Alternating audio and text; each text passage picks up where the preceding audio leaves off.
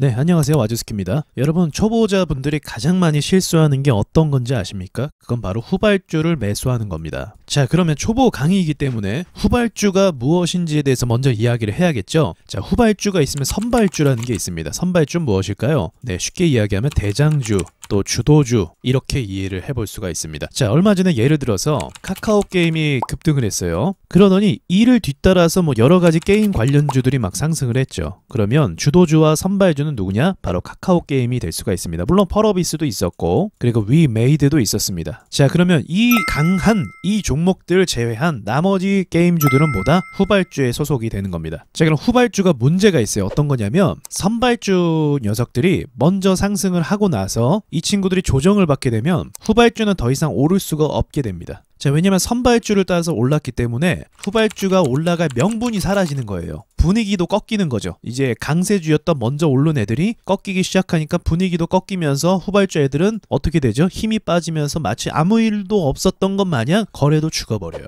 자, 그럼 여러분, 후발주를 매수하는 게 옳을까요? 틀릴까요? 당연히 후발주는 매수하는 게 아닙니다.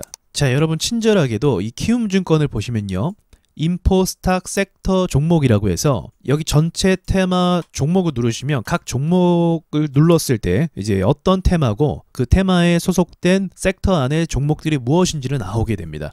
여러분, 안철수 관련주가 지금 뜨고 있죠. 그러면 안철수 관련주의 선발주 무엇입니까? 우리가 다 알듯이 안랩 그리고 써니전자입니다. 이 두 개가 서로 번갈아 가면서 상승했다가 써니전자 먼저 올랐다가 안랩 먼저 올랐다가 이렇게 번갈아 가면서 이 두 개가 주도주 역할을 해요. 자, 그런데 안랩이나 써니전자가 폭락을 하게 되면 어떻게 되죠? 그 외에 관련된 후발주들의 폭락이 더 커지게 됩니다. 그래서 이런 정치 인맥 관련주는 인포 섹터에 나오진 않지만 사실 워낙 유명하기 때문에 우리가 이 정도는 알 수가 있는 거죠. 그래서 우리가 안철수 관련주를 매수한다 싶으면 어떤 종목을 매수해야 되는가? 써니전자와 안랩 두 개를 매수하는 것이 가장 정석적입니다. 가장 안전해요. 자, 그럼 왜 얘네가 먼저 선발주가 될 수 있었는가를 한번 살펴보도록 할게요. 자, 먼저 써니전자 차트를 보시면요, 급등이 가장 먼저 시작을 했어요. 보시면 이 밑에 바닥에서부터 12월 중순 때부터 계속적으로 밀어 올리더니 거래가 본격적으로 발생하기 시작한 것은 이때쯤이고, 그 뒤로 또 거래가 붙기 시작을 합니다.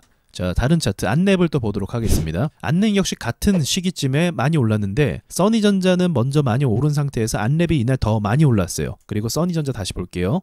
네, 써니전자 상한가를 쳤지만 안랩은 상한가까지는 발생하진 않았습니다. 그러나 급등을 많이 했죠. 그러니까 이 두 개를 공략하는 것이 가장 일반적인 강세주를 잡는다는 것이죠. 자, 그런데 이 외의 종목들을 한번 보도록 할게요. 자, 오픈베이스가 있습니다. 상승세가 어떻죠? 써니전자에 비하면 그렇게 크지 않아요. 이게 후발주라는 거예요. 물론 얘만 보면은 상승의 강도는 세지만 반등의 강도도 약합니다. 자, 그리고 그 다음 이제 까뮤 ENC도 있는데 까뮤 ENC도 잘 올랐다가 내려앉고 있는데 하락폭이 보시면 더 강한 걸 알 수가 있어요. 왜냐하면 선발주인 써니전자 안랩의 방어율이 더 좋다는 거죠. 선발주니까요. 그런데 후발주였던 녀석은 떨어질 땐 더 떨어지는 이런 악순환이 발생하기도 합니다. 자, 그리고 마지막으로 이로원도 보죠. 이로원 같은 경우는 가장 상승이 약한 후발주라고 볼 수가 있는 거죠. 그렇기 때문에 반등도 가장 약하게 나오고 어떻게 보면 빠져나올 수 있는 기회가 좀 덜하다라고 볼 수가 있습니다. 저는 안철수 관련주가 끝났다라고 보지는 않고 이제 지금 대선 기간 가운데 있지만 어쨌든 이러한 종목들을 종합적으로 봤을 때 우리가 선발주를 잡는 것이 조금 더 유리하다라는 것을 알 수가 있는 거죠. 그래서 되도록이면 매수하실 때 선발주를 매수하시는 것이 좋습니다. 자, 그렇기 때문에 우리가 매수를 하게 된다고 하면 선발주를 매수하시는 것이 변동성이 더 좋고 반등도 더 잘 나올 수 있다. 선제적으로 먼저 반등이 나올 수도 있습니다. 다른 건 반등이 느린데 얘네가 대장주다 보니까 얘네가 먼저 반등이 나올 때가 있어요. 그래서 초보자 분들은 항상 기억하셔야 되는 게 내가 산 주식이 후발주인가 이걸 항상 체크하셔야 돼요. 또는 내가 살 주식이 후발주인가 선발주인가 이걸 꼭 체크하셔야 됩니다. 그래야 강도가 더 강하고 반등도 제일 먼저 나옵니다. 일반적으로 그래요. 일반적으로. 그리고 물량이나 호가도 받쳐주기 때문에 생각보다 그렇게 폭락은 잘 안 나오기도 하고요. 또 단적으로 말씀드리면 후발주를 사서 수익을 꾸준하게 내는 사람은 없어요. 후발주는 밀리는 것도 잘 밀리고 거래가 죽으면서 아예 움직이지도 않는 경우가 굉장히 많이 생기거든요. 이걸 알면서도 후발주를 사는 분들이 간혹 계시거든요. 그건 이제 습관이 그렇게 들린 겁니다.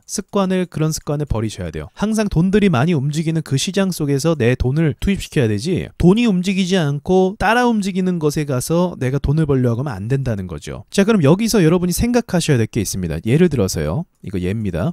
우리가 시간이 꽤 많이 지나서 나중에 다시 안철수 씨가 뭔가를 이루어서 안철수 관련주가 뜬다 라고 하면 어떤 종목이 가장 먼저 상승할까요? 네, 써니전자입니다. 그리고 안랩이겠죠. 자, 그럼 여기서 엄청난 힌트가 발생합니다. 여러분 가치 투자할 때 어떤 종목을 그럼 매수를 해야 될까요?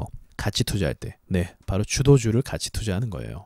자, 지금 5G가 많이 눌렸죠. 자, 그럼 5G 종목이 나중엔 또 주목받을 수 있잖아요. 왜냐면 5G 세대가 아직 안 왔으니까. 그 시대가 안 왔잖아요. 언젠간 올 것이고 언젠간 전 세계에 여러 망들이 펼쳐질 거 아니겠습니까? 그럼 어떤 종목이 가장 선제적으로 오를까요? 5G에 대한 어떤 호재가 생겼을 때, 네, 주도주였던 애가 가장 먼저 오른다는 거죠. 그럼 내가 가치 투자를 할 때에도 역시나 주도주 위주로 한다고 하면 실패 확률이 정말 많이 줄어들어요. 다른 종목은 실패 확률이 더 늘어나도 주도주 위주로 가치 투자를 하시면 실패 확률이 굉장히 줄어듭니다. 반등도 잘 나와요. 굉장히 잘 나오고 반등이 나올 때 상한가로 나와요. 왜? 주도주였으니까.